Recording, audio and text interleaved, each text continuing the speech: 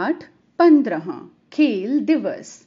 प्रस्तुत पाठ तेत्सुको कुरो यानागी की विश्व प्रसिद्ध पुस्तक तोत्तो-चान का एक अंश है।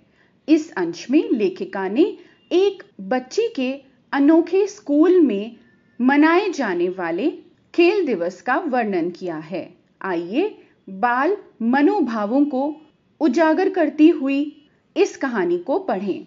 प्रतिवर्ष 3 नवंबर को तोमोए में खेल दिवस मनाया जाता था। काफी छानबीन के बाद हेडमास्टर जी ने यह दिन तय किया था। उन्होंने पाया कि पतझड़ के पूरे मौसम में यही एक दिन था जब सबसे कम बरसात होती थी। या तो यह उनकी मौसम संबंधी जानकारी इकट्ठी करने का कमाल था या फिर सूरज और बादल ही उनका कहा मानते रहे होंगे कि खेल दिवस पर बच्चों द्वारा सजाए संवारे मैदान को बरसात ने कभी खराब नहीं किया। उत्सुक बच्चों की आशाएं कभी नहीं टूटी। यह एक अजूबा ही था कि उस दिन कभी बरसात नहीं हुई। जैसे दूसरी कई चीजें तोमोए में अलग ही होती थीं। खेल दिवस भी वहां अनूठा ही होता था। रस्साकशी और 3 टांगों की दौड़ के अलावा जो दूसरे स्कूलों में भी खेले जाते थे, बाकी सभी खेल दौड़ अलग ही थे। हेडमास्टर जी ने खेलों का आविष्कार किया था जिनके लिए कोई खास उपकरण नहीं चाहिए होता था। स्कूल की ही चीजों से काम चल जाता था। उदाहरण के लिए तोमोए में कार्प मछली दौड़ होती थी। बड़ी बेलनाकार कपड़े की बनी मछली एक बड़े डंडे से बांधकर मैदान के बीच लिटा दी जाती थी। इशारा पाते ही बच्चों को उस ओर दौड़ना पड़ता था। तब सिर की ओर से घुसकर पूंछ की ओर से निकलना पड़ता था। विद्यालयों में 3 ही कार्प मछलियां थी, एक लाल और 2 नीली। सो एक बार में 3 बच्चे ही भाग ले सकते थे। दौड़ देखने में तो आसान लगती थी पर थी असल में कठिन। बेलनाकार कपड़े की लंबी मछली के अंदर अंधेरा होता था। बच्चे दिशा भी भूल जाते थे। तोत्तो-चान और दूसरे बच्चे कई बार पूंछ की जगह सिर से ही बाहर निकल आते। भूल का एहसास होते ही वे वापस भीतर घुसते। आगे पीछे रेंगते बच्चों के कारण कपड़े की मछलियां मानो जी उठती। यह सब देखने में बड़ा आनंद आता। हेडमास्टर जी और बाकी शिक्षक 2 दलों में बच्चों के साथ रस्साकशी में शामिल होते थे। तब सब चिल्लाते, जोर लगा के हैया। यासुकी-चान जैसे दिव्यांग बच्चे रस्सी के बीच बंधे रुमाल पर नजर रखते ताकि हार जीत का फैसला हो सके। सबसे अंत में होती थी रिले दौड़। पूरा स्कूल इसमें भाग लेता था। यह दौड़ भी तोमोए में अलग तरह से होती थी। किसी को भी ज्यादा दूर तक दौड़ना नहीं पड़ता था।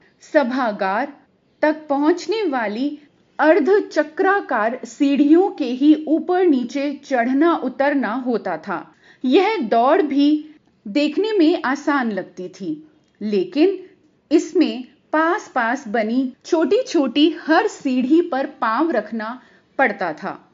किसी सीढ़ी को लांघने की इजाजत ना थी, इसलिए पांव या कद जरा भी बड़े हों तो काम टेढ़ा था। जिन परिचित सीढ़ियों को हर दिन बच्चे खाने के समय पार करते, वे ही खेल दिवस के दिन एक नए अनोखे रस से भर उठती। बड़ी खुशी से चीखते पुकारते बच्चे उन पर चढ़ते उतरते। दूर से देखने पर यह दृश्य बनती बिगड़ती सुंदर आकृतियों सा लगता।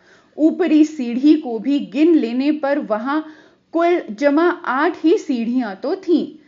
जिस पहले खेल दिवस में तोत्तो-चान और उसके साथियों ने हिस्सा लिया था, वह भी हेडमास्टर जी की आशा के अनुरूप खुशनुमा था।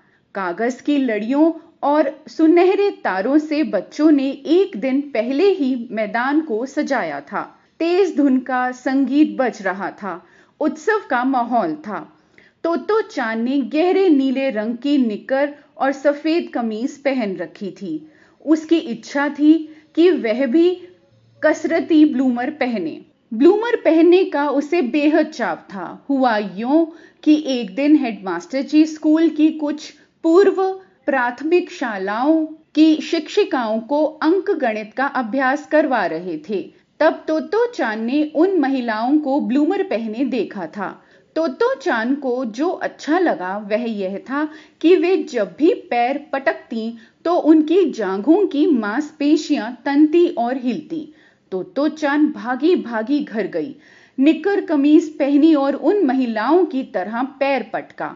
उसकी खुद की टांगें पतली बचकानी सी थीं। कई बार कोशिश करने पर वह इस नतीजे पर पहुंची कि ब्लूमर पहनने से ही जांघें ऐसे तनती हिलती होंगी। उसने पहले माँ से जानना चाहा कि उन्होंने आखिर पहन क्या रखा होगा। माँ ने बताया कि वे ब्लूमर कहलाते हैं। उसने इच्छा जताई कि खेल दिवस पर वह भी ब्लूमर पहनेगी, पर दुर्भाग्य से उसके नाप का ब्लूमर मिला ही नहीं। मन महसूस कर तोतो चान को निक्कर ही पहननी पड़ी, पर उसे पहनने से उसकी जांघें तनती हिलती ना थी। उस खेल दिवस पर कुछ विचित्र घटना घटी।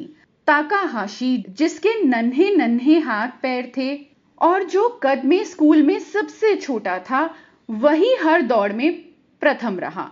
किसी को विश्वास ही ना हो यह ऐसी बात थी। जब बाकी बच्चे कार्प मछली के अंदर रेंग ही रहे थे, ताकाकाशी झटके से बाहर निकल चुका था। जब सीढ़ी के खांचों से दूसरे बच्चे निकल ही रहे थे, तब ताकाहाशी उनसे कई गज आगे निकल चुका था और रिले दौड़ में बाकी बच्चे सभागार की सीढ़ियां एक एक कर पार कर ही रहे थे। तब तक ताकाहाशी तीर की तरह ऊपर नीचे चढ़ उतर चुका था। लग रहा था मानो किसी चलचित्र को तेजी से दिखाया जा रहा हो। हमें कोशिश कर ताकाहाशी को हराना चाहिए। उसे हराने का निश्चय कर हर बच्चे ने भरसक कोशिश की, पर ताकाहाशी हर बार जीतता रहा। तोतो चान ने भी जोर लगाया, पर ताकाहाशी उससे भी ना हारा। सीधी दौड़ में बच्चे उससे आगे शायद निकल भी जाते, पर जैसे ही बाधाएं आती, ताकाहाशी उनसे आगे होता। ताकाहाशी जब अपने इनाम लेने गया तब उसके मन में लड्डू फूट रहे थे। बात यह थी कि वह हर दौड़ में अव्वल जो आया था, उसे एक के बाद एक इनाम मिलते जा रहे थे। सब बच्चे उसे बड़ी उत्सुकता से देख रहे थे। अगले वर्ष मैं ताकाहाशी को जरूर हराऊंगा, हर बच्चे ने अपने आप से कहा। लेकिन हर वर्ष ताकाहाशी उन्हें हराता रहा और उसे मिलने वाले इनाम भी अपनी ही तरह के थे।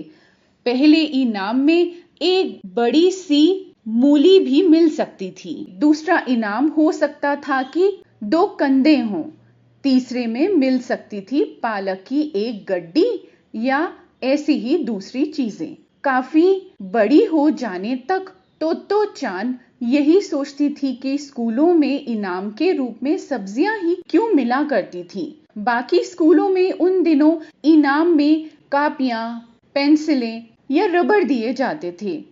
तोमोए के बच्चों को यह बात मालूम भी नहीं थी, फिर भी सब्जियां पाकर वे खुश ना थे। तोतो चान को इनाम में मिले थे 2 कंधे और कुछ प्याज। उन्हें ट्रेन में घर ले जाने के विचार से ही उसे शर्म आई थी। दूसरे आयोजनों के इनाम भी खेल दिवस के अंत में उसी दिन बंटते थे। इसलिए तोमोए के हर बच्चे के पास किसी न किसी तरह की सब्जी होती थी। बच्चों को सब्जियां उठाने में इतनी झिझक क्यों होती थी? आखिर अपनी अपनी माँ के लिए वे कभी न कभी सब्जियां उठाते या लेकर तो आते ही थे। असल में बच्चों को लगता था स्कूल से घर जाते समय हाथ में सब्जी होना ही अटपटी बात है। एक गुलथुल दिखने वाले लड़के ने पत्ता गोभी जीती थी। उसे समझ ही नहीं आ रहा था कि वह इस गोल गोल सब्जी का क्या करे। मैं इसे ढोते नहीं फिरूंगा, उसने कहा। सोचता हूं इसे यहीं कहीं फेंक ही दूं। हेडमास्टर जी ने शायद यह शिकायत सुन ली होगी। वे गाजर मूली संभालते बच्चों के पास जा पहुंचे। बात क्या है? तुम्हें क्या अपने इनाम नहीं चाहिए? उन्होंने पूछा। फिर आगे कहा, अपनी अपनी माँ से कहना कि आज रात खाने में वे इन्हें ही पकाएं। ये सब्जियां तो तुम्हारी कमाई हुई हैं, यानी आज रात के खाने में अपने परिवार के लिए तुम भी अपनी मेहनत से लाया हुआ कुछ जोड़ रहे हो। सोच कर देखो कैसी लगती है यह बात। जरूर खाने में बड़ा स्वाद आएगा। और सच बात तो यही थी, जिंदगी में पहली बार तो चांद की ओर से खाने में कोई योगदान होने वाला था। मैं माँ से कहूंगी कि वे आज रात मसालेदार कंदे ही बनाएं। तो चांद ने हेडमास्टर जी से कहा। हाँ, प्याज का क्या बनेगा यह मैं अभी तक तय नहीं कर पाई हूं। इसके बाद तो दूसरे बच्चों ने भी सोचना शुरू कर दिया कि वे क्या क्या बनवा सकते हैं। सब हेडमास्टर जी को बारी बारी से बताने लगे। वाह, तो बात तुम्हारी समझ में आ ही गई, हेडमास्टर जी ने खुश होते हुए कहा। उनके गालों पर सुर्खी आ गई। वे शायद सोच रहे होंगे कि क्या ही अच्छा हो कि खाना खाते समय बच्चे और उनके परिवार खेल दिवस की ही चर्चा करें। बेशक वे विशेष रूप से ताकाहाशी के बारे में भी सोच रहे होंगे, जिसके घर की मेज उसके जीते इनामों से भर गई होगी।